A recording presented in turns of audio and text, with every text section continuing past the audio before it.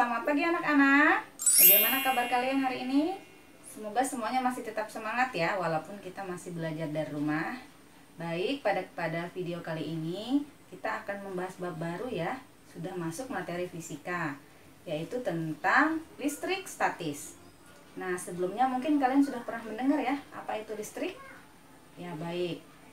Sebelum kita mempelajari apa itu listrik statis, maka ibu akan melakukan apersepsi dulu. Sebelumnya kita akan membahas dulu materi prasyarat dari listrik statis ini, yaitu tentang atom. Nah, nanti diharapkan tujuan pembelajaran kita kali ini adalah yang pertama, nanti kalian bisa menjelaskan tentang proton, elektron, dan neutron. Yang kedua, kalian nanti dapat memberi contoh apa saja peristiwa gejala listrik statis dalam kehidupan sehari-hari. Lalu yang ketiga, nanti kalian bisa menjelaskan bagaimana terjadinya petir dan bagaimana bisa seseorang bisa tersambar petir. Apa hubungannya dengan listrik statis? Baik, sebelum kita lanjut materi listrik statis, Ibu akan membahas tentang atom. Materi tentang atom sudah pernah kalian pelajari pada kelas 7 dan 8. Penemu atom adalah John Dalton. Waktu itu sudah pernah dibahas di kelas 7 dan 8. Nanti tentang teorinya, perubahan-perubahan teorinya itu akan kita pelajari lagi nanti di semester 2. Jadi kita membahas tentang atom dulu sedikit. Apa itu atom? Ya, atom itu merupakan bagian terkecil dari setiap partikel atau setiap materi. Nah, jadi dimisalkan seperti ini. Kalian tahu garam? Tahu ya pasti. Nah, misalkan garam itu bentuknya garam gimana? Ya, bentuk garam itu adalah seperti serbuk ya, serbuk putih. Nah, misalkan garam ini dia terkena air atau masuk angin, maka garam tadi akan berbentuk berbongkah-bongkah atau berkumpul. Nah, apa yang kalian rasakan seandainya satu bongkahan garam itu kalian rasa? Ya, tentunya rasanya asin sekali ya. Nah, sekarang misalkan bongkahan garam itu kita pecah menjadi bagian yang lebih kecil. Lalu bongkahan yang lebih kecil tadi itu kita rasakan. Bagaimana rasanya? Ya, tentunya masih sama ya, sifatnya masih sama dengan yang awal, yaitu yang pembentuknya tadi yaitu asin. Lalu bagian sudah kecil tadi kita pecah lagi menjadi yang lebih kecil, menjadi butiran yang lebih kecil. Lalu kita rasakan bagaimana rasanya sifatnya. Ya, tentu masih sama ya, sifatnya masih asin. Nah, seandainya tadi garam yang berbongkah tadi kita ambil bagian terkecil yang paling kecil, paling satu butir kecil yang sudah tidak dapat dibagi-bagi lagi, maka itulah yang dinamakan dengan atom. Ini adalah contoh dari atom garam. Nah, seluruh benda, semua benda itu memiliki atom sebagai penyusunnya. Jadi satu benda itu bisa memiliki sampai bermiliar-miliar atom penyusunnya. Nah, tentunya atom benda yang satu tidak sama dengan atom benda yang lain. Seperti tadi misalnya garam, atom garam itu sifatnya asin, gula berbeda lagi. Sama dengan kayu, besi. Jadi kita misalkan ada sebuah meja kayu, itu dibagi 2, dibagi 4, dibagi-bagi, dihancurkan sampai bagian serbuk kayu yang terkecil itu, maka itu yang disebut dengan atom, yaitu atom kayu. Tentunya sebutir atom kayu tadi sifatnya tidak sama dengan sebutir atom garam. Nah, inilah yang dinamakan dengan atom. Jadi atom adalah bagian terkecil dari suatu benda yang sudah tidak dapat dibagi-bagi lagi, tetapi masih mempunyai sifat yang sama dengan unsur pembentuknya. Nah, atom yang sudah bagian terkecil tadi, yang sangat kecil tadi, itu ternyata setelah diteliti, di dalam atom yang kecil tadi itu masih terdapat bagian-bagian lagi, yaitu partikel-partikel yang lebih kecil, yang menyusun atom tadi. Nah, atom tadi memiliki bagian-bagian penting. Nah, ada 3 bagian atom. Yang pertama, inti atom. Nah, jadi atom itu diibaratkan sebagai sebuah bola pejal yang luarnya terdapat kulit, lalu tengahnya kosong, lalu di tengahnya lagi itu inti atom. Nah, di dalam inti atom terdapat dua partikel, yaitu proton dan neutron. Nah, proton merupakan partikel yang bermuatan positif. Nah, sedangkan neutron merupakan partikel yang netral atau tidak bermuatan. Nah, kemudian di kulit atom tadi itu terdapat elektron, yaitu partikel yang bermuatan listrik negatif. Nah, elektron tadi menempati setiap kulit-kulit atom. Nah, elektron tadi itu bergerak mengelilingi inti atom. Nah, sedangkan di antara kulit dan inti itu terdapat ruang kosong. Nah, jadi seperti itulah kira-kira gambaran bentuk atom, teori atom modern. Nanti akan, untuk lebih jelasnya, itu nanti akan kita pelajari lagi di semester 2. Nah, pada pelajaran listrik statis kali ini, sebagai dasarnya untuk kalian memahami apa itu listrik statis, kalian harus memahami 3 partikel di dalam atom tadi, yaitu yaitu proton, yaitu partikel yang bermuatan listrik positif, kedua elektron, partikel yang bermuatan listrik negatif, dan ketiga neutron, yaitu partikel yang tidak bermuatan atau netral. Nah, setelah tadi kalian mengetahui apa itu proton, elektron, dan neutron, kita sekarang akan membahas apa itu listrik statis. Tentunya sudah pernah tahu ya listrik itu apa? Ya, listrik itu adalah sebagai sumber energi ya, yang digunakan untuk menyalakan peralatan listrik sehari-hari. Nah, namun listrik yang kita pelajari pada kali ini adalah yaitu yang statis atau muatannya tidak mengalir. Nah, contohnya misalnya begini. Kalian waktu SD mungkin sudah pernah ya mempraktekkan penggaris plastik digosok dengan kain wol, lalu didekatkan dengan potongan-potongan kertas kecil.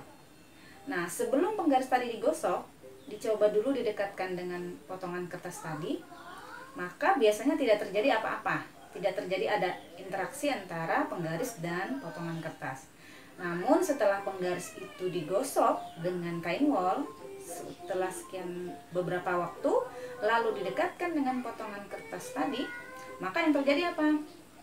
Ya, potongan-potongan kertas kecil-kecil tadi menempel ke penggaris. Nah, ini menandakan bahwa penggaris tadi itu sudah mempunyai muatan listrik yang bisa menarik potongan kertas tadi. Sebelumnya tadi, sebelum digosok penggaris tadi itu bermuatan, dia netral, dia tidak bermuatan. Namun setelah dilakukan penggosokan dengan kain wol, maka terjadi perubahan-perubahan. Nah, perubahan muatan pada penggaris tadi. Jadi yang tadi dia netral, setelah digosok, maka ada muatan dari kain wol tadi yang berpindah ke penggaris. Nah, pertanyaannya sekarang, apakah potongan kertas tadi itu menempel ke penggaris itu terjadi terus-menerus? Ya, tentunya tidak ya. Hanya terjadi sesaat atau sementara saja. Setelah itu, potongan kertas kecil tadi terjatuh kembali. Lalu bagaimana supaya bisa tertarik kembali? Kita harus menggosok kembali penggaris itu, lalu mendekatkan kembali. Lalu kemudian beberapa saat terlepas lagi. Nah, inilah yang dinamakan listriknya tadi itu tidak mengalir. Nah, ini yang disebut dengan listrik statis. Tidak bisa listrik seperti ini digunakan untuk menyalakan peralatan listrik. Namun ini hanya gejala kelistrikan sesaat. Nah, mengapa hal tersebut bisa terjadi? Mengapa potongan kertas itu bisa menempel pada penggaris? Nah, jawabannya ada pada 3 partikel yang sudah kalian pelajari tadi. Partikel proton, neutron, dan elektron. Nah, kalian masih ingat tadi elektron itu letaknya di mana? Iya betul, elektron terletak di kulit terluar atom. Sehingga karena semua benda itu memiliki atom, otomatis semua benda mempunyai proton, elektron, dan neutron. Nah, ketika benda itu belum diapa-apain, belum dilakukan interaksi, maka benda tersebut akan bersifat netral. Benda dikatakan netral apabila jumlah proton dan elektron di dalam suatu benda itu jumlahnya seimbang atau sama. Namun ketika dilakukan interaksi, ketika penggaris digosokkan dengan kain wol, maka terjadi gesekan. Nah, elektron pada kain wol tadi bisa berpindah ke penggaris. Ini yang menyebabkan penggaris itu menjadi kelebihan elektron. Nah, benda yang kelebihan elektron otomatis akan bermuatan negatif karena elektronnya lebih banyak dari proton. Nah, benda yang berkelebihan elektron tadilah yang dinamakan sudah dia bermuatan listrik atau tidak netral lagi. Sehingga inilah yang menyebabkan penggaris tadi dapat menarik potongan kertas. Nah, dalam artian tadi potongan kertas ini bersifat dia netral karena dia tidak diapa-apain. Ketika tertarik, ketika didekatkan ke penggaris yang sudah bermuatan listrik, maka dia tertarik. Disinilah ada gejala kelistrikan yang muncul. Jadi semua benda itu memiliki potensi untuk mengeluarkan listrik. Hanya ada caranya, ada cara-cara tertentu supaya bisa menghasilkan listrik tadi. Nah, karena dia hanya bersifat sementara, maka ini dikatakan hanya perpindahan muatan. Nah, jadi listrik statis sebenarnya adalah gejala muatan-muatan listrik yang tidak mengalir atau dalam keadaan diam. Nah, dalam keadaan diam disebut juga dengan keadaan statis ya. Nah, itulah yang dinamakan dengan listrik statis. Nah, jadi penggaris yang setelah penggaris tadi digosokkan dengan kain wol, maka penggaris tadi bermuatan listrik negatif. Nah, benda yang bermuatan listrik sejenis apabila didekatkan dengan sejenisnya, misalkan tadi penggaris yang sudah digosok didekatkan dengan penggaris yang sudah digosok sama muatannya, sama jenisnya, maka dia akan terjadi interaksi tolak menolak. Sedangkan apabila penggaris plastik digosok dengan kain wol lalu diambil lagi benda lain, batang kaca misalnya, digosok dengan kain sutra lalu didekatkan. Nah, kedua benda ini berbeda jenis sehingga dia berbeda muatan. Penggaris tadi bermuatan negatif sedangkan kaca bermuatan positif. Apabila dua benda tadi didekatkan, maka terjadi interaksi yang lain lagi, yaitu dia akan tarik menarik. Nah, jadi kesimpulannya interaksi muatan listrik itu ada dua. Apabila muatannya sejenis, maka akan terjadi tolak menolak. Kemudian apabila muatannya tidak sejenis, maka akan terjadi gaya listrik tarik menarik. Nah, setelah ini kalian akan ibu berikan tugas ya. Nah, jadi tugasnya ada 3. Yang pertama, nomor 1, jelaskan mengapa benda dapat dikatakan bermuatan positif, negatif, dan netral. Ini nanti kalian jelaskan hubungannya dengan proton, elektron, dan neutron tadi. Lalu nomor 2,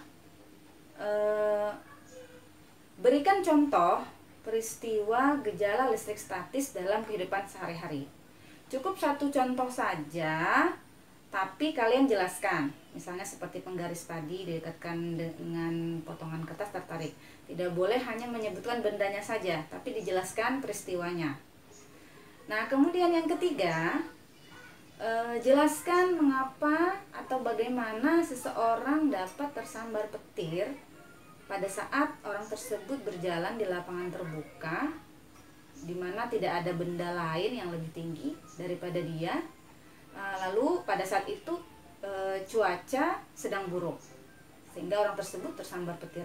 Apa hubungannya dengan gejala listrik statis? Baik, mungkin pada video kali ini itu dulu yang ibu sampaikan. Nanti kita akan lanjutkan pembelajaran pada video berikutnya. Jangan lupa untuk mengerjakan tugas. Ibu akhiri, assalamualaikum warahmatullahi wabarakatuh.